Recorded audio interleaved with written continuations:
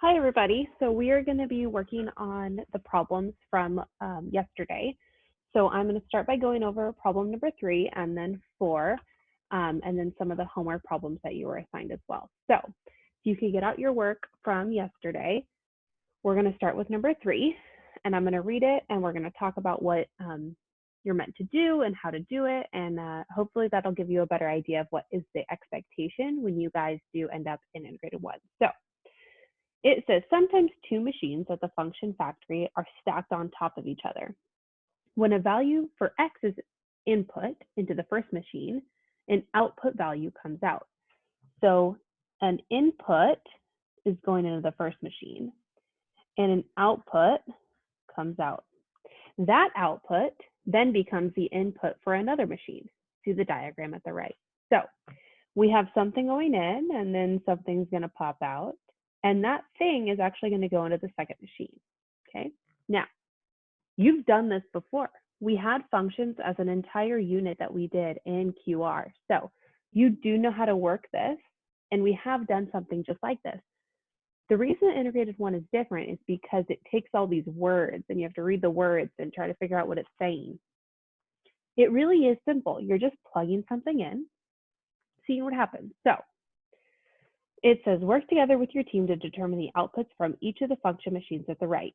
Each member on your team should be able to explain. And that word is really important. You don't just need to know how to do something. You need to know what you do and why you do it and be able to explain it in words. And that's when you really know that you understand the material. Okay, so let's go ahead and do this problem. It shows me that x equals -1. Now, x equals -1. Is that an input or an output? That is an input. So that's going to be going into the function machine. So I'm going to put it in. Now, when I put it in, I'm going to put it in for the x. So I'm just going to draw a little bit over here so I have a little bit more room. When I put in x equals -1 into the function machine, this is 3x plus 1. I'm going to put this -1 in where x is.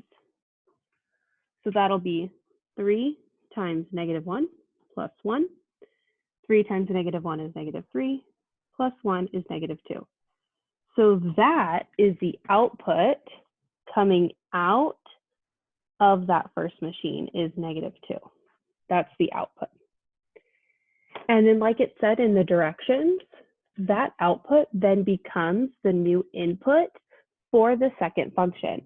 So this -2 is getting plugged in to that second function. So that would look like, let me draw a little picture.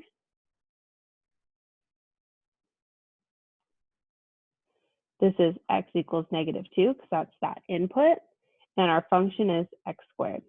So we're going to plug in that -2 into x squared. That'll be -2 squared. Now you need to be really careful with that. The -2 is squared. So what do you think -2 squared is? -2 squared is +4, because that is saying -2 times -2, and negative times a negative gives us that positive. So our answer is 4. Now, everything that I was just saying is the explanation. So in order to completely understand this problem, you need to be able to explain it like I just did. Now let's go on to letter B. Letter B says, a customer has ordered a negative number. What number, if any, could you put into the top of the first machine so that a negative number is output at the bottom of the second machine? Explain. So what this is saying is I'm going to draw both my function machines.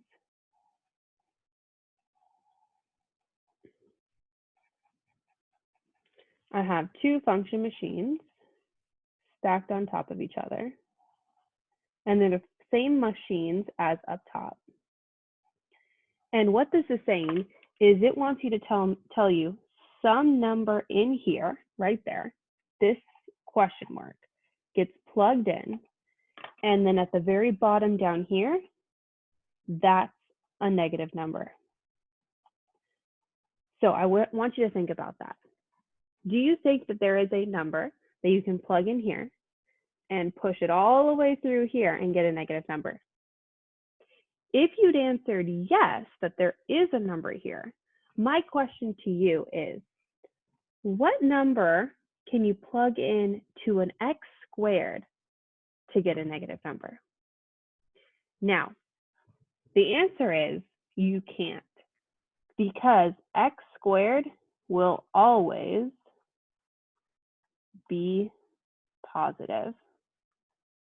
There is no number that I can plug in to get a negative number outside here. X squared is always positive, so that can never happen. That's what it was wanting to do for number 3. So let's go ahead and move on to number 4. And number 4 looks like this. Now I'm going to give you a little bit of an idea of how to complete this problem. I'm not going to go over the whole thing. So it says we have your team's job is to put the 3 machines in order so that one machine's output becomes the next machine's input. The 3 functions are 4x minus 2, x minus 2 squared, and 1 over x. So it wants you to line these up. So I'm just going to put 4x minus 32. I have no idea if this is right. X minus 2 squared, and then 1 over x. It wants you to put them in a specific order. Now it does tell you something else down here. It says, suppose that 0 is the input in the first machine, and negative 31 is the output of the last machine.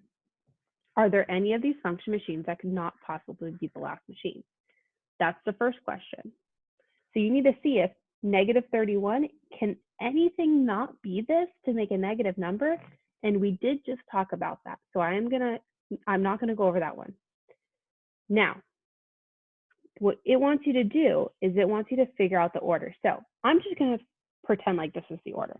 And I'm gonna plug in x equals 0. So I'm gonna plug that in. That'll be 4 times 0 minus 32. So that's 0 minus 32, which is negative 32. And then I'm going to plug that in. So that's negative 32 minus 2 squared.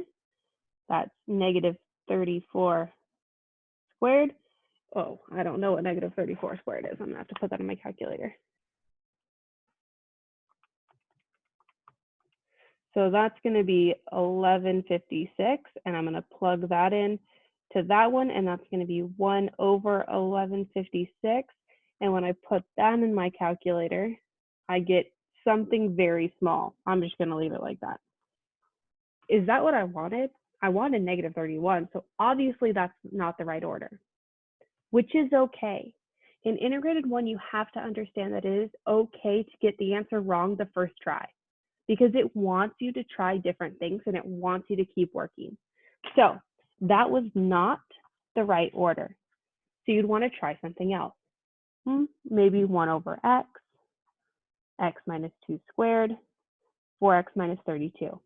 I don't know if that's the right answer again. You just have to try it. And then you have to try something else. Okay, I'm not going to go over all the answer. I just want you to try it. Now, flipping over to what you were supposed to do for your homework. You were meant to do problems 6, 8, and 9. 6, easy. We just went over those. I think you're capable of doing that. You're good. 8. 8 looks like this. We've done so many problems like that in QR. This is a very prominent section of integrated 1 that we've gone over so many times in QR. It looks a little different than what we did, but it's the same thing. We prepared you for this. You guys are able to do this. It's asking you to sketch figures 4 and 5. We've done that a ton of times. It's asking how it grows.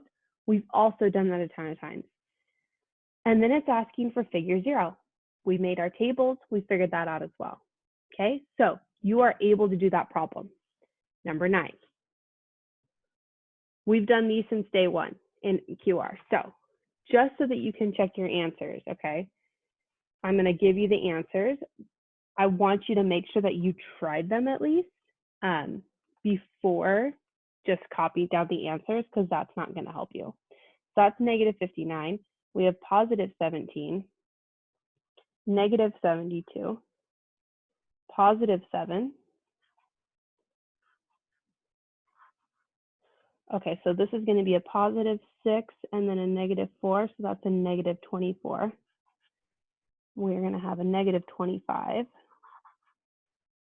Positive 25, because that negative is squared. This is going to be a negative 25 because that negative is not part of the squared. And the square root of 49 is 7. Again, we've done those problems since day 1 of QR. You've done everything that's in this packet in QR. It just looks a little different. So that's what we want you to get you in the mindset of, is that you're able to do these problems. They just might look a little different. So for tonight's homework, you will have problems to do, and I'll be posting that as well. Try your best, ask questions if you have them, but make sure that you try, because that's what Integrated 1 is about. All right, thanks for watching.